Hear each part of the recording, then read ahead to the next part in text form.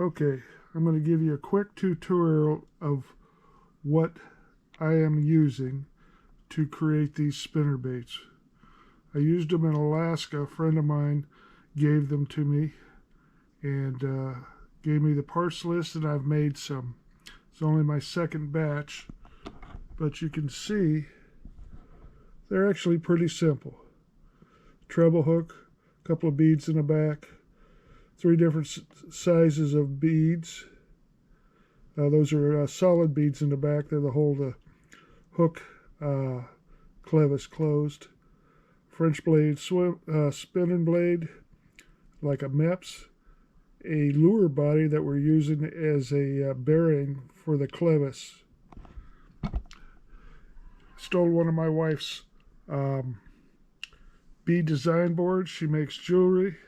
This works out great for organizing all this stuff so it doesn't go rolling off onto the floor. I picked these pliers up at Harbor Freight. Just need a little fine detail stuff, nothing strong. And I bought a tackle tool from Netcraft. So I've got some marks here. So from the edge of the board to here is 1 inch, and I find that to be the perfect distance from the end of the loop here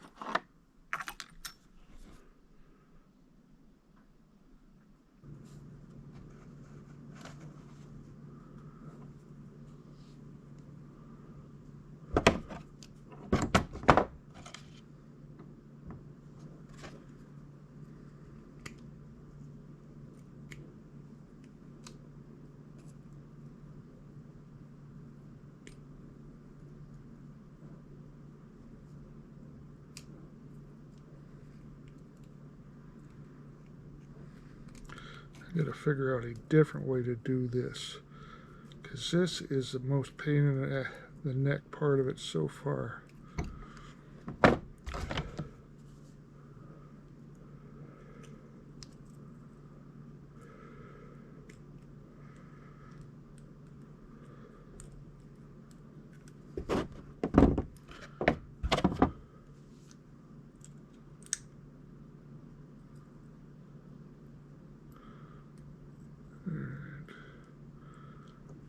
So we got those in there. Again, I like to twist this wire and trim it. You don't have to. And it will ride up in the bead. The large, there we go, hook myself again, in the larger bead. But I think this gives it just a little bit cleaner.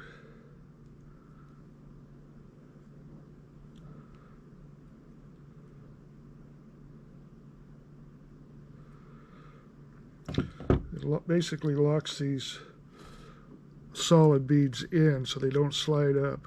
Gives a little 90-degree angle thereabouts, so your hook will not open up the eye. Okay, it won't open it up and you'll lose your fish. So trim that with a little bit better pliers than I had last time. Then we'll do the rest.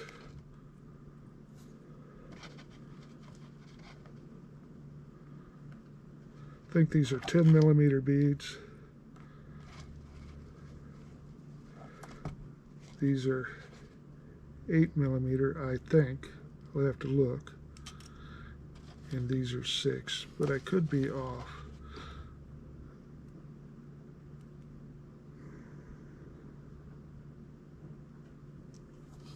Again, they call these lure bodies. We're using them as bearings.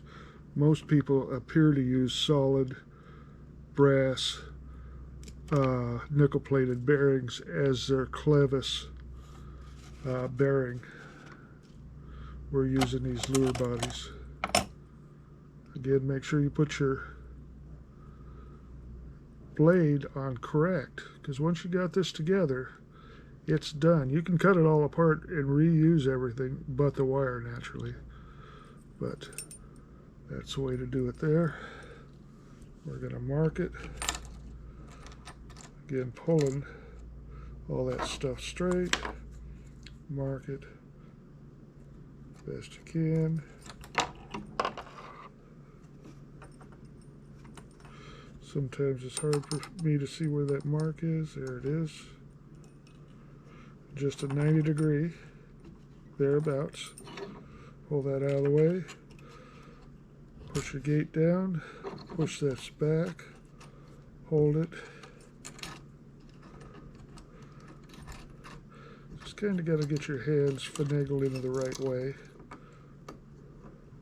Pull it over. Watch these hooks, they're sharp. Open your gate, push it back down. Straighten your wire. Trim your wire. Push and turn in this way, the case clockwise. Watch while you're turning that you don't drive that hook into your hand, and you can hear it when it's over. It's usually about 5 or 6 half turns, 3 full turns.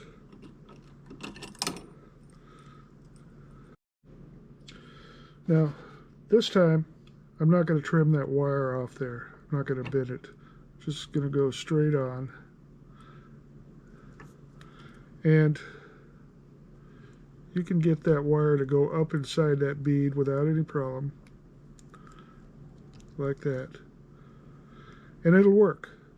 My only thought about this is sometimes it rides up like this, and then you got that gap there. Probably not a big deal, but that's why I have started trimming this bead, so I don't have to worry about that.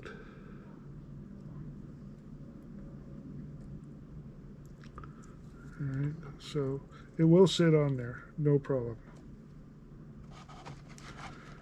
Again, using this bead tray that I stole from my wife, who's a jewelry maker. Does pretty good at it too. Those ladies have got this kind of stuff figured out. Stuff doesn't go running around. The best thing would be to have kind of a little mat of soft foam rubber, so if you drop something, it doesn't bounce and then really go rolling around. I just stick them through so I can pick them up and turn them the right way. It's easier for me than trying to pick them up. Get a clevis, just pull it up to where it's straight. This will go a long way in making sure the eye that you eventually create is going to be in line. You don't have to fiddle too much with it. What I found helps out is if I'll cut it right here now.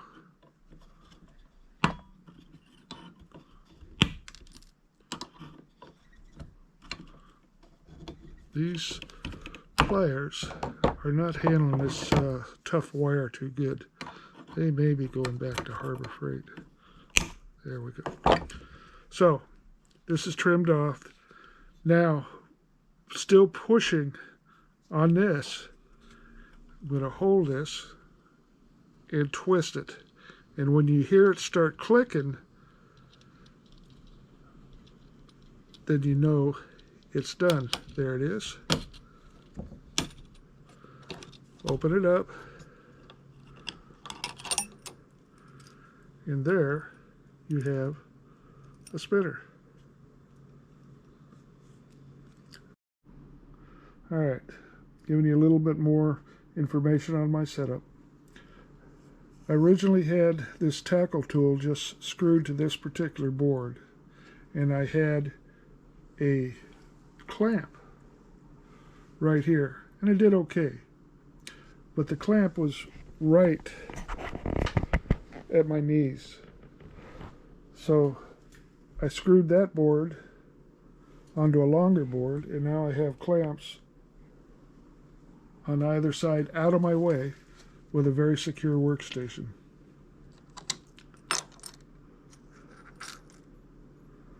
in tackle tool. Works pretty good.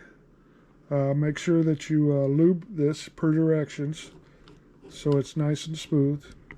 And when you're twisting it, you're pushing, you're not pulling. You're pushing against that. And what it does is it pulls the wire around the shank and through this channel. This channel is what keeps it straight. So you get a very nice wrap. A very nice wrap. Hope you can see that.